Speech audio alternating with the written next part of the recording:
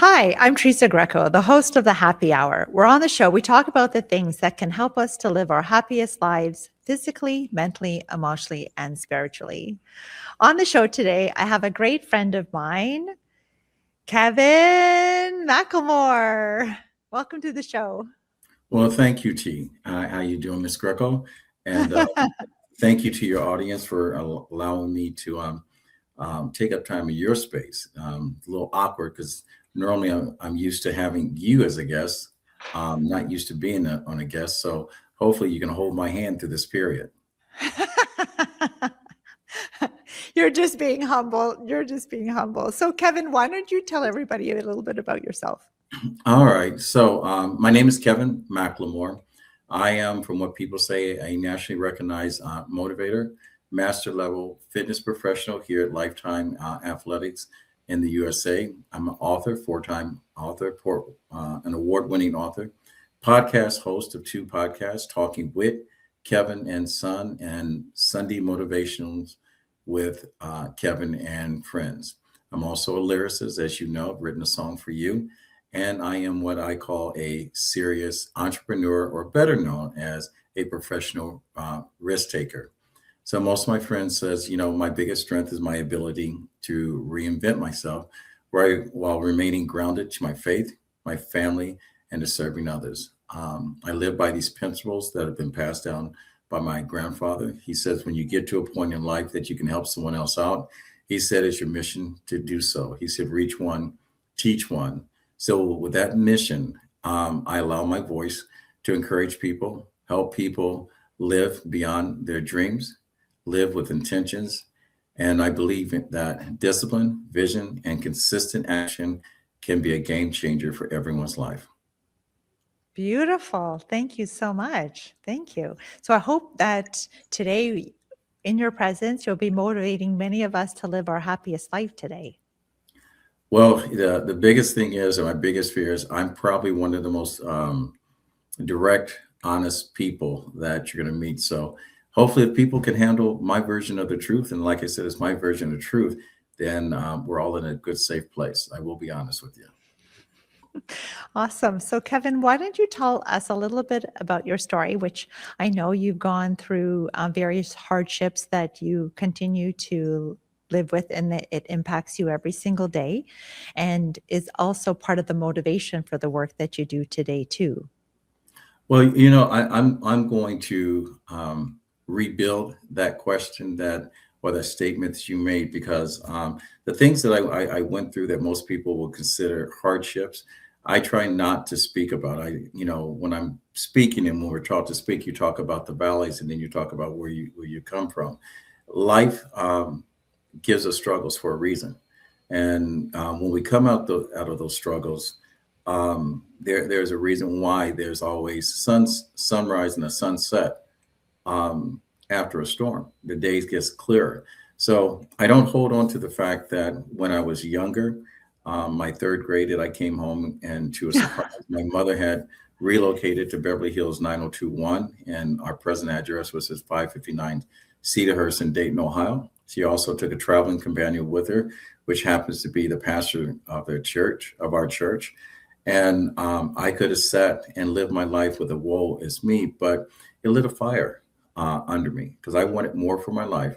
And I promised myself, even at an 8 or 9 year old, that when I had control over my life and I can make the decisions based on what brought me peace and happiness, that I was going to change. My decisions from where my parents sat at that moment were decisions they made best for them. So I try not to dwell on the things I can't control, and I stay focused on the step that's in front of me instead of the staircase. So many of Thank the things you. that you and Thank I you for that. shared in our private conversations, I don't make public anymore, because everyone has a story. Everyone has overcome hardship and traumas and so forth. But the people that are in my circle are the people that have changed the channel from the life they didn't have control over, and adjusted and fine tuned and start streaming in the life they have control over. So I don't know if that answers your question. I don't know if it took away from the drama of setting my life up, but what's behind me is behind me for a reason. What's in front of me is that dream that's about to come true. Well, thank you, because I mean, even just what you said, it it's a reframe that many people don't live by, this idea that what happened to us is in the past and that we need to be focusing on the present moment and the life that we want to create for our future, and that we do live as like victims rather than victors in our life. And it's beautiful to hear you say, well, I've chosen, and you made that choice from a very young boy. What I loved about that story too is I think that as children we say that to ourselves, one day when I become an adult and I don't have to listen to like your mom and your dad, that you're going to like, make your own choices and live the life on your terms.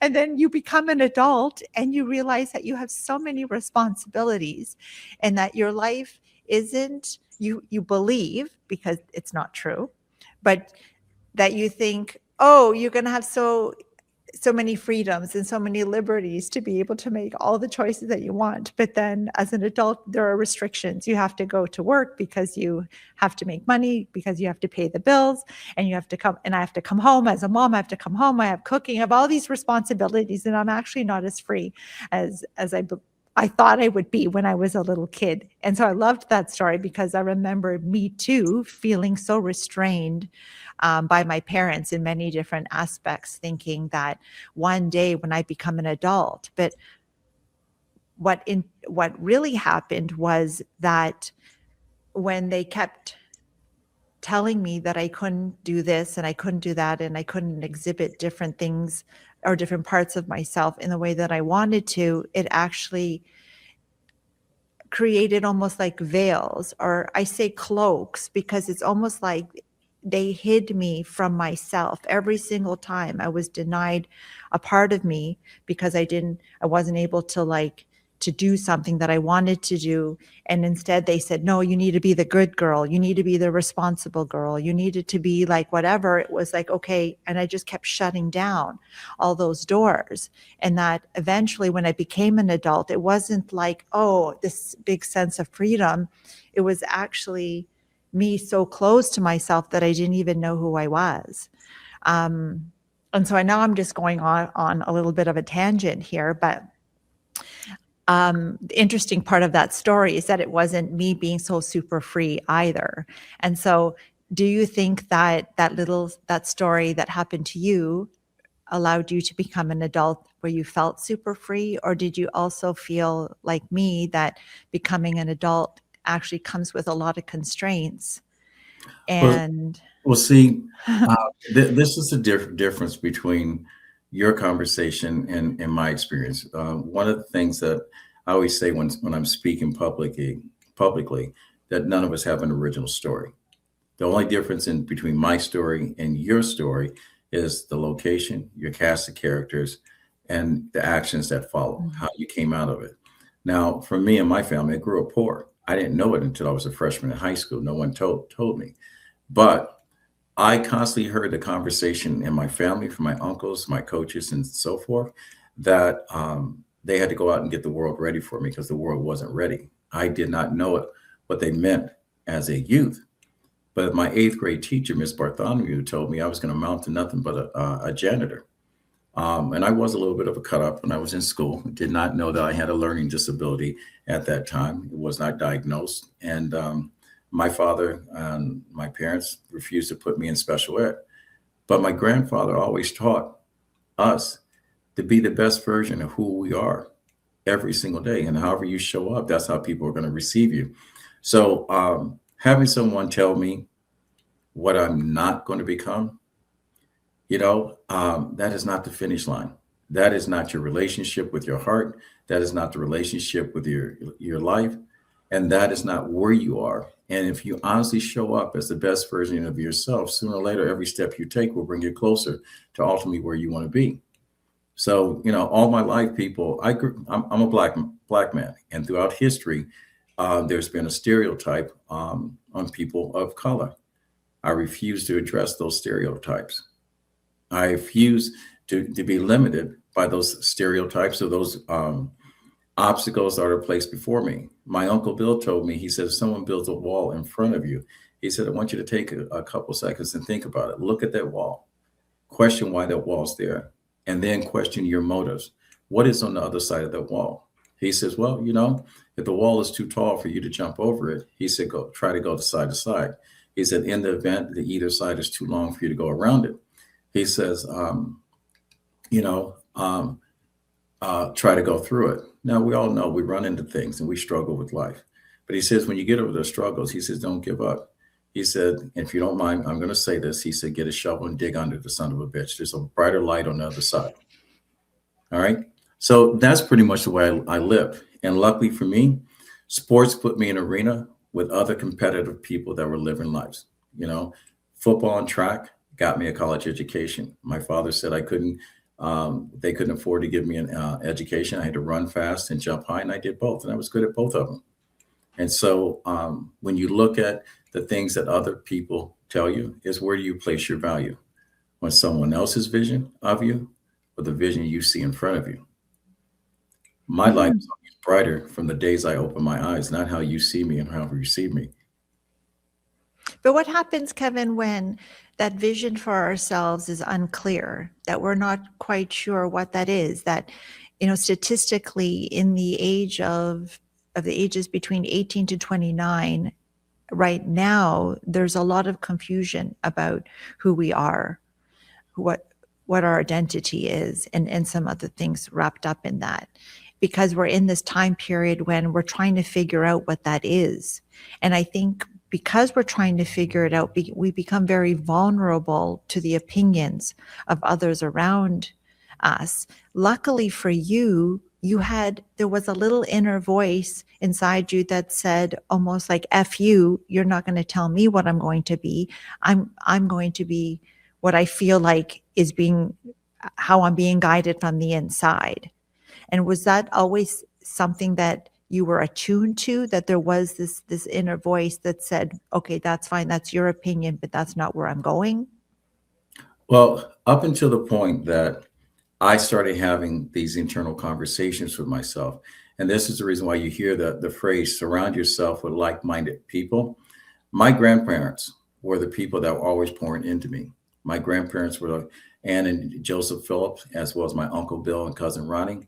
They were always telling me that there was no limits of the things that I had available to me or the things I wanted out of life unless I put limits on my on myself. When I look at the fact I didn't have that voice, my voice was always I can do, never what I can't.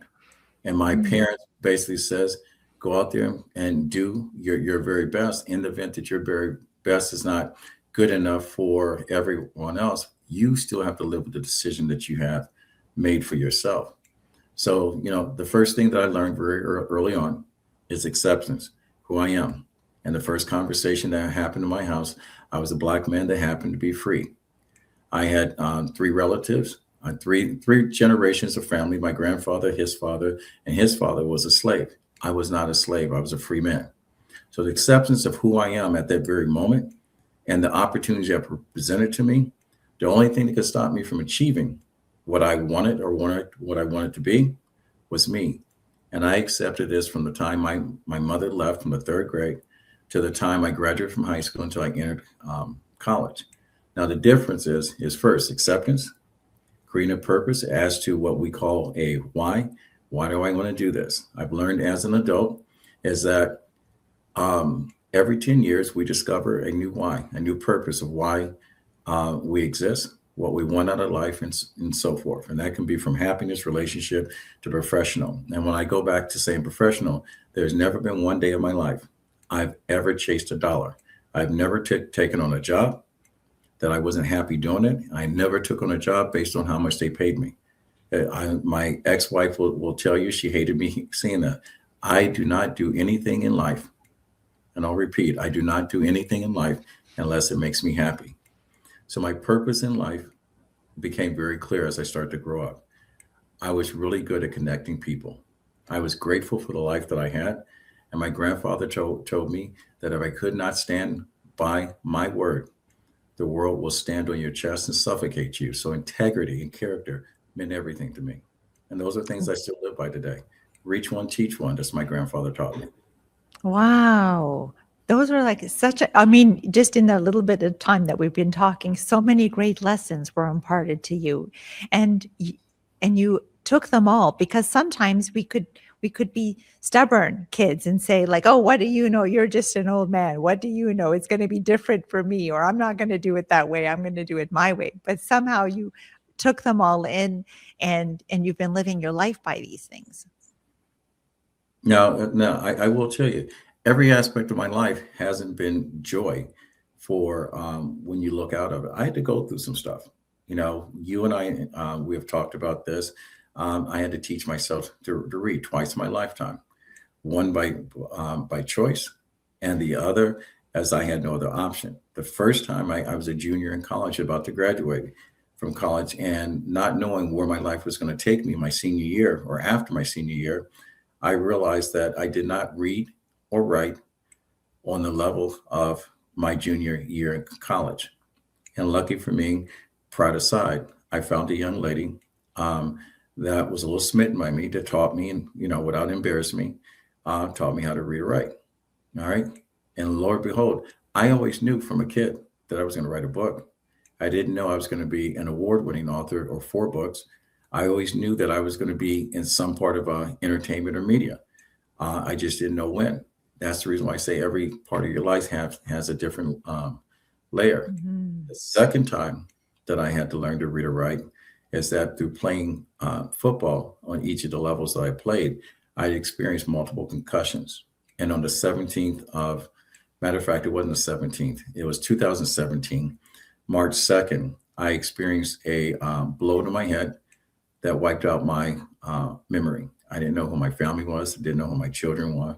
And lucky for me is that after 2 weeks of sitting alone to myself, not being able to listen to light, music, see light, have conversation, or even think, or couldn't even make sense. I stuttered horribly.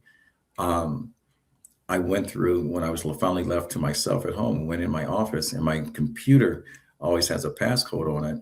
I opened it up, and the first document says Kevin stuff.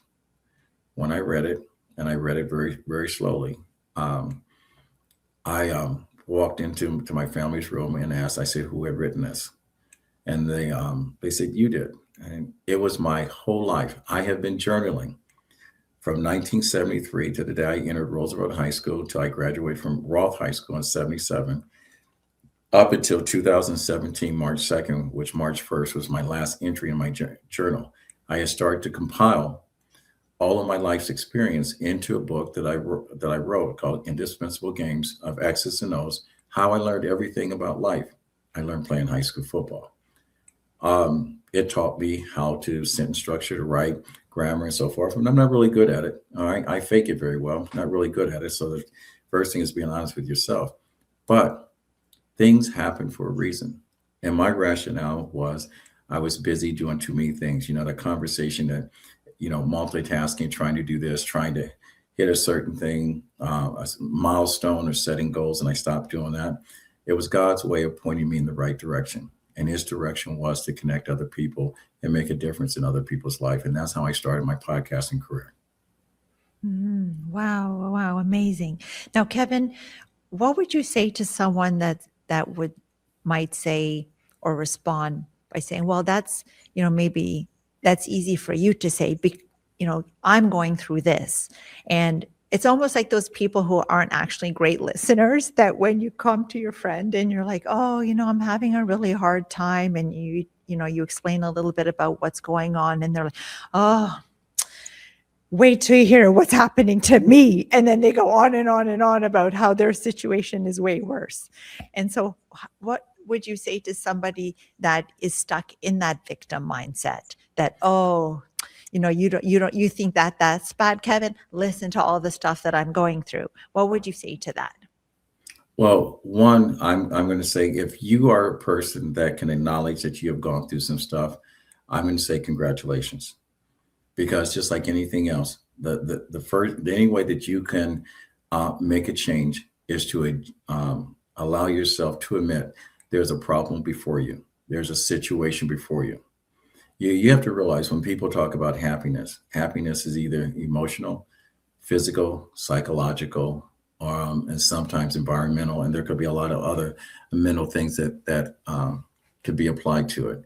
And if a person wants to change their life, they have to remember two things. Life is about chance and choices. If they want to continue to recant the woe is me type of conversation, they'll figure out that the audience will sooner or later dwindle. The phone calls that you normally get just to check on you will stop coming as frequent as it did before. And you'll find out when someone asks you how your day is going, they really don't want to know how your day is going because they know you're going to tell them. So what I would tell someone, if they were going through and they said, well, my life is this way, whatever, I'm just going to say to a person such as me, people that are doing things, that are living with purpose, that have an action plan, that accepted life for what it is, and that person's thinking to themselves, and don't be surprised. They're just happy it's not happening to them. And that's why I said, I'm going to be honest with you, is that, people will stand and listen to your conversation as long as they can tolerate it. Once they get to that boiling point, they become absent from your life. You'll become the back office gossip conversation. You'll be the person that won't be invited to events and so forth. So what I'm saying to individuals that's going through anything like that is that the struggle is real for all of us. It's how you deal with the struggle. And believe it or not, if you get caught up in a storm, you never going to complain about sitting on the beach in the sun in a bathing suit, getting a suntan when it's summer and you're getting a suntan, or hiking out there with your friends. You're not going to remember how rough it is when you start to appreciate life that's being presented before you right now. So go ahead. So do you have any steps that you might share about how you can get to the point of somebody taking that responsibility, acknowledging what the circumstances are like for themselves, having that agency instead of pointing fingers at everybody else and saying, woe is me, and if only things were different, if only you were different, if only the situation was different, then it would be different for me. That how does somebody get to that idea of making lemonade from a whole bunch of lemons? Well, do you have any strategies or tips around doing that? Yes. I don't know if there's strategies or tips. This is common sense. When you get to a point that you get tired of being kicked in the face, what do? You start covering up your face.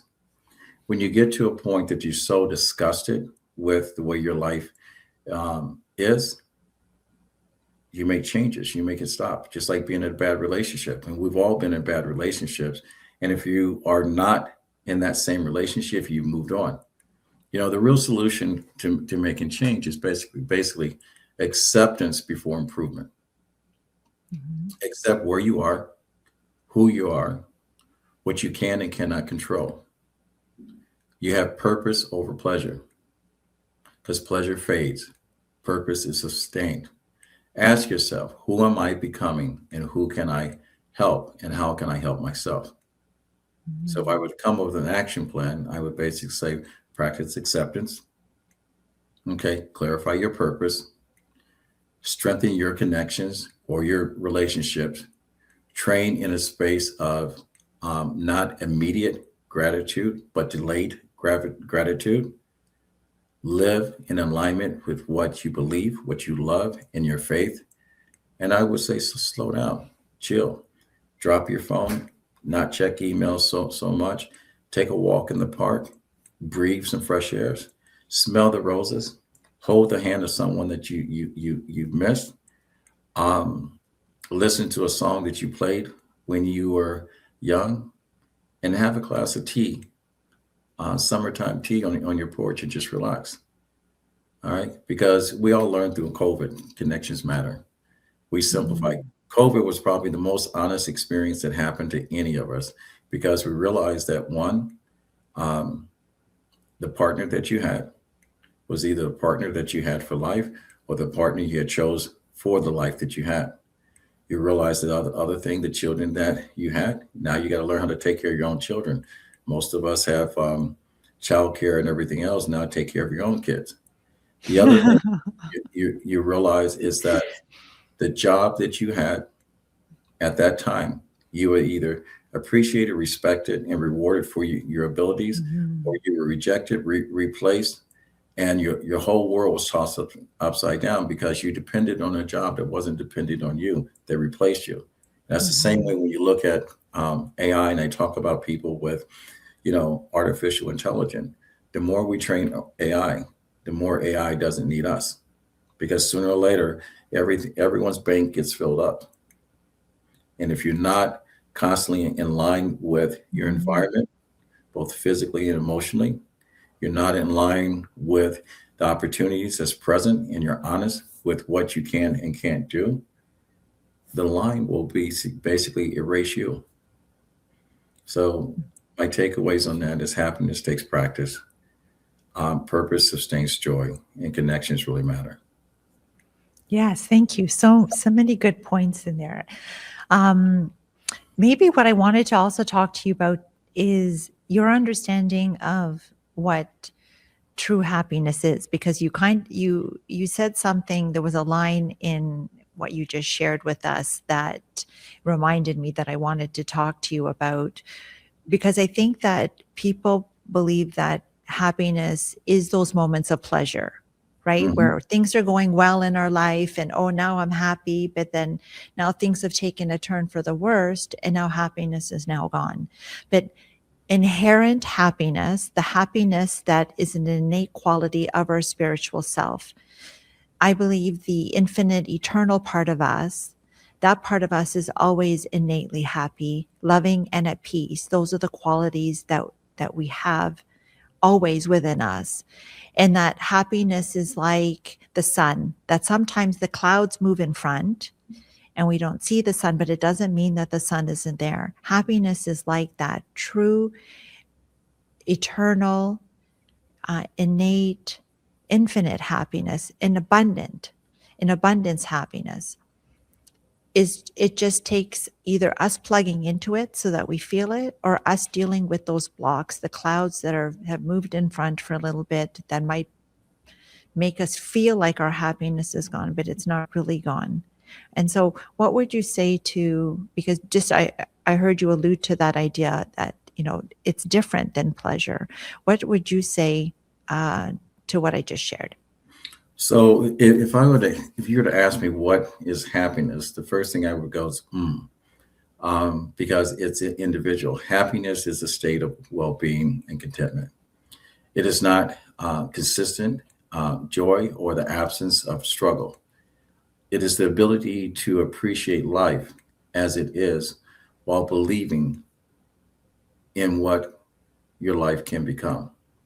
And I said this earlier, if I were to peel back a banana and have the first three layers of happiness, I would say one, happiness is emotional. It's your joy, your love, your gratitude, your calmness, your peace in the very moment of where you stand.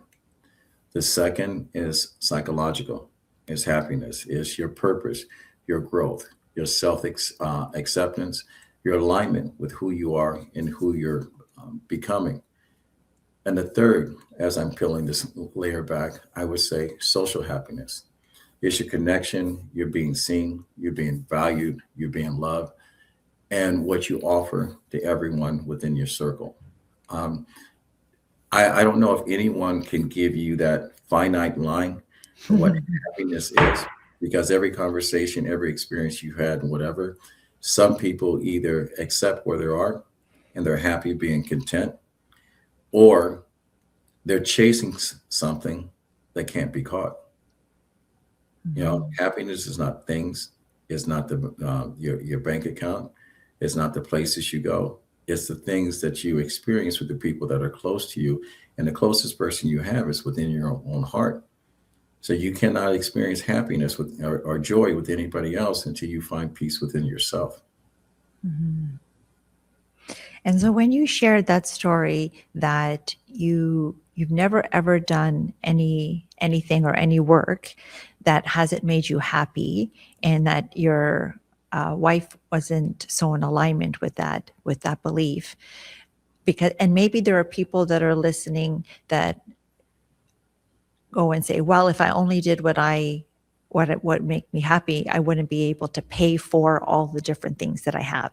And so what you just shared reminded me of what you had shared earlier, that happiness is not in all these things, that we are conditioned to believe that it's in our possessions, positions, titles, degrees, relationships, experiences, and appearance. And we say things like, oh, once I get that sport car, once I get that promotion, once I find that perfect person, once I get the big house, once I have, that it's somewhere outside of ourselves, and we just need to find, buy, earn, or achieve it. And Well, so how is that? I'm going I, to interrupt you for quick, and I don't want to be rude, but I am going to be rude. I have never, I'm not saying that, I don't want people to get me wrong, that I have not experienced any of those shortcomings. What we think will make us happy, when we get it, we discover it doesn't make us happy. I made a conscious choice, and I was very lucky because of being an athlete. I never had to interview for a job. People asked me to come to work. All right. I have not had a normal life. My youngest son said in an interview when we were on a podcast, and I was kind of downplaying the life that I've had. He says, Dad, your failures are most people's dreams. You need to stop saying, downplaying the way that you live. I have been very lucky. All right. As a competitive athlete, I've had a very good life. I cannot look back and regret anything. If I had to do it all over, would I do anything different? Yeah, there are a couple of things I would do different, because now I know the answers. But I also know when I had the big house, it didn't make me happy. When I had what was called the perfect life, that's the reason why I have an ex-wife, it didn't make me happy. When I had the 4 beautiful children plus one extra that I raised, it didn't make me happy. Well, the first time I made 6 figures, it didn't make me happy. The first time I made 7 figures, it didn't make me happy. What made me happy was to realize that I was in Lake Placid, New York, and I climbed a mountain over 4,000 feet and sat up there and laid in the sun. I was the first person up there, and I experienced joy. I experienced calm. And when I came down, I came down changed. And I said, I was going to live within myself. So the conversation I'm having with you, when it applies to me, is only my conversation. I cannot give you advice or direction to say that buying the big house and living in the perfect neighborhood, that's your happiness. If you can live with that, then it's your peace and joy. I said, then I tell you to be happy within yourself. If you are accepted and loved, and you do things in your community and whatever, and that brings you happiness, regardless of what your bank account shows, and you're happy, you're happy. No one can define that for you. I mean, I am just grateful for the life I've had. I am wired differently than most people. I don't believe in what I can't until it's proven to me that it can't be done. It's perfect. Now, this is a lovely segue into talking about, because you said, I'm grateful. So I know that gratitude is a big part of how you live, right? And why I'm saying a big part of how you live, because gratitude for me is, I would say the same thing. It's not something that I make time to practice at the end of the day when I try to think about 3 things that went well for me that day. That my gratitude is part of how I live every moment of my life, because I'm present, and being so grateful for, like, your presence here today, and the conversation that we're having together, and the ideas that we're sharing and we're diving into. That it's so beautiful to be in this one moment and truly appreciating the gift that every moment of our life really is. That, I know it's a bit of a cliche sentence, right, when we say, oh, the present is the gift, but it is actually a gift if you sit and you feel the appreciation of being able to be alive in that moment to experience it. And so I would love for you to share a little bit more about how gratitude for you is is a way of being, a way of life for you. All right. I'm thinking about this quote from the Dalai Lama. He says, happiness is not something ready made. It comes from your own actions. Gratitude rewires your life. I mean, you think about it. I get up every single morning, and the first thing I say, I thank God for giving me a second chance at this life. I'm going to do everything in my power, okay, not to make him regret that. If you think about it, most of us get up every single day. We take a couple of breaths, we take a couple of steps and whatever, and we talk about, I'm tired. I don't want to go to work. I don't want to do this, whatever. I met a man years ago. His name is Victor. Was born with no arms and no legs. Mm-hmm. Think about it. He's got a beautiful wife with 3 beautiful children. Two are twins. He drives a car. He walks around the world. He's making millions of dollars, telling people how to align their life and reduce conflict.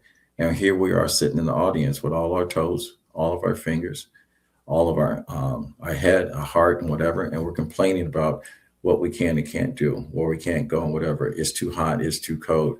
I work too long. I don't feel appreciated. Gratitude rewires how you think and how you see life and how you receive people. So when you live in gratitude, be prepared to rewire your life. Simplify it. Alignment reduces conflict within your own heart. Struggle depends on happiness. There can't be one without the other. And helping other people reveals joy in your life. Be present. Because if you're present, you beat perfection. You don't chase something that can't be caught. Mm-hmm. But Kevin, what would you say to someone that says, well, it's hard to be thankful when you're dealing with, all of these hardships? How do you find gratitude in those moments? Well, you look at it this way, and I'll answer you this. Think about it. I lost 14 friends in less than 45 days during COVID. All right. My best friend lost her 8-year-old son to cancer, just coming out of COVID. All right. I can't tell you how to deal with you. There's none of us that can give you any advice, that can tell you to change the channel, change the direction, change your perspective, change your attitude until you accept change within your heart. All right. We're all going to live. That's the reason why we have a birth date that says mine is December 10th, 1958. And in between, when you look at your gravestone, I've heard many people say that there's a little line. That little line is how you live your life. And at the end of the day, you can live your life and say that I don't regret one moment of it until that second day comes in. That infinity lifeline continues to grow. You're the only person can answer that. So what I say to you is answer that question. That little space between your birth date is the life that you live and how you live. And if you're living your life based on your terms, not someone else, we all have to work. We all have to deal with a spouse or a partner that doesn't understand us, doesn't get us. We all have to make choices. We all take chances.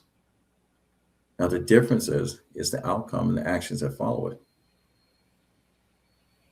That's how I would tell that person to answer himself. I can't answer that. The only person that can discover your why is you. And when you get to that point that you find out your why you exist, what purpose you have in this life, it is the most beautiful thing that you're going to ever discover. It may not come to you in your 20s. It may not come to you in your 30s. It may not come to you in your 40s. But if it comes to you in your 50s or 60s, and as long as it comes to you, I'm going to tell you, you can exhale, sit back, and enjoy the ride. Life is not over. It's just beginning. So beautiful. And there's so many amazing, wise pieces of nuggets that you've shared in our conversation today. If you had to share one last thing with us that you would say you would want to leave everybody with, this one piece of information that could help us to live the life of our dreams, the life that you're talking about, if we did all of the different things that you shared today, do you think that you could narrow it down to like one most important thing that you try to, remind yourself and reconnect with every day that keeps you on track and motivated? Well, you're asking a person that likes to talk and say one thing. Well, what I will say, it is not just one thing. It's a conversation. Happiness is not the absence of struggle. It's staying connected to yourself through it. The Dalai Lama, which I love, he says the purpose of our lives is to live happy. My grandfather always taught me when you get to a place in life that you can help someone else out, he said it's your duty to do so. He said, reach one, teach one. And if I had to leave you with one thing, service is where happiness lives. Help someone else. It's beautiful. Thank you so much. Now, if people would like to connect with you after the show today, where can they learn more about you, your podcasts? How can they connect with you? I have two wonderful podcasts. The first is Talking Wit, WIT, Kevin and Son. It's a show that showcases people that are giving back, that are making a difference in life. So that was that. You can reach us on both of my podcasts, Motivational Sundays with Kevin and Friends, on my YouTube page, RMK Productions and Network. You can find us there. Or if you want to email me directly, go to info@rmkproductions.org, and you could write whatever you want to write, and we will connect with you. Give us 48 hours and I'll get back to you. The other thing, if you like music, go to any of your music sources and type in, this is Kevin McLemore, McLemore. And if you don't catch any of this, reach out to Teresa. I'm giving you permission, as long as you're not someone that wants to burn down the house. You can contact me directly. I'll leave it up to you. The screen out, Not to worry. Not to worry. We're going to put all of what Kevin said in the show notes, so you'll see it all typed there, and people can get to you for sure. And I want to attest to Kevin's music, that it is so soulful and so many just real life feelings and situations that are all captured in a very beautiful lyrical way. So I invite you to listen to and checking out his music on some of those platforms that he mentioned. Can I say one more thing before we sign off? Yeah. All right. If I were to tell anyone one single thing in order to find happiness, I'm going to say take some risk. All right. The reason why I'm saying this, because I grew up singing, and I was the background vocalist for groups growing up. And now I'm writing, I'm the lead singer, whatever. I have never been more happy with the talent God has given me. Take some risk. Perfect. Thank you so much for ending our show on that note. Thank you. All right. Thanks you for having me. And thanks to your audience. Hopefully, I made a decision, help someone make a decision to take the next step towards being true to yourself and finding out what's in your heart and living your best version of yourself. Live your life.